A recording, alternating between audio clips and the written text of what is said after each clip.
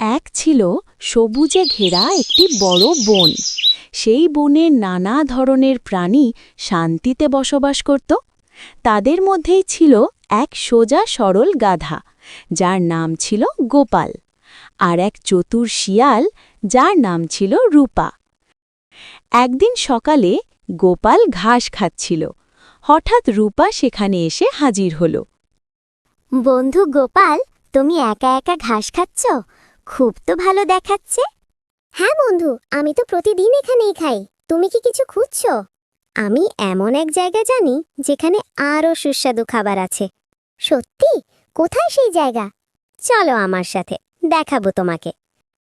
রূপা গোপালকে নিয়ে পাশের গ্রামের একটি সবজি ক্ষেতের দিকে গেল। সেখানে ছিল টাটকা শাকসবজি আর মিষ্টি ফল। ওহ, এত সুন্দর খাবার! আমি তো জীবনে এমন খাইনি। বলেছিলাম না, আমি কখনো ভুল বলি না। দুজনেই খেতে শুরু করল। পেট ভরে খাওয়ার পর গোপাল খুব খুশি হয়ে গান গাইতে শুরু করল। আমি খুব খুশি, আমি একটা গান গাই। না না, গান গাইও না, কৃষক শুনে ফেলবে। না, আমি গান না গিয়ে থাকতে পারবো না। ইয়া ইয়া ইয়া! কৃষক দৌড়ে চলে এলো। আমি তো বলেছিলাম, এখন পালাও।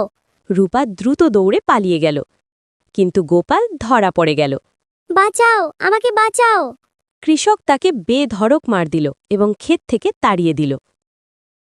পরের দিন গোপাল আহত শরীরে বনের পাশে বসেছিল। ঠিক তখন রূপা আবার সেখানে এলো। কি বন্ধু, কাল তো খুব গান গেয়েছিলে। তুমি তো আমাকে সাবধান করেছিলে, কিন্তু আমি শুনিনি। হ্যাঁ, আর তাই তুমি সমস্যায় পড়লে। বন্ধু, তুমি কি সত্যিই আমার বন্ধু? আমি তোমাকে বিপদ থেকে বাঁচাতে চেয়েছিলাম, কিন্তু তুমি নিজের কথা শুনলে। আজ আমি বুঝেছি, শুধু আনন্দে মেতে উঠলে চলবে না, পরিস্থিতি বুঝে কাজ করতে হয়।